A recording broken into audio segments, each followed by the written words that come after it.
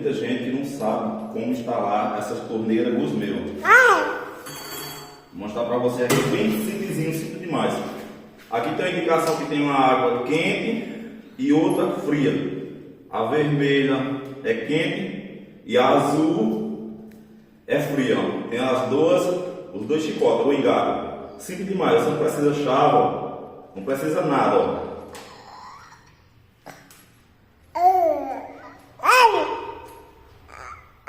Já tá pronta.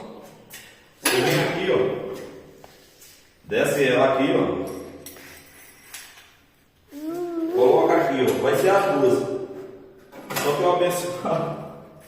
o abençoado furou o buraco apertado, ó. No bolso aqui.